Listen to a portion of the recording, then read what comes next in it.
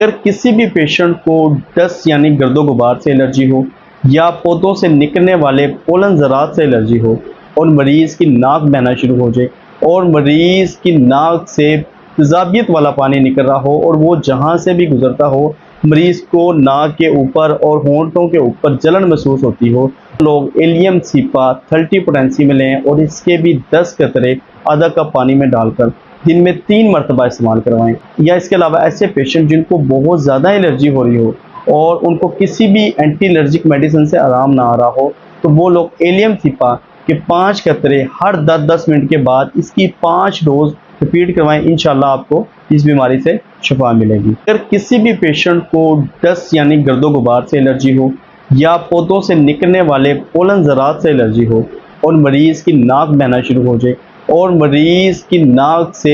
तेज़ाबियत वाला पानी निकल रहा हो और वो जहाँ से भी गुज़रता हो मरीज़ को नाक के ऊपर और होंठों के ऊपर जलन महसूस होती हो, लोग एलियम सीपा 30 पोटेंसी में लें और इसके भी 10 कतरे आधा कप पानी में डालकर दिन में 3 मरतबा इस्तेमाल करवाएं। या इसके अलावा ऐसे पेशेंट जिनको बहुत ज़्यादा एलर्जी हो रही हो और उनको किसी भी एंटी एलर्जिक मेडिसिन से आराम ना आ रहा हो, तो वो लोग एलियम सिपा के 5 कतरे हर 10-10 मिनट के बाद इसकी 5 डोज रिपीट करवाएं। इंशाल्लाह आपको इस बीमारी से शिफा मिलेगी।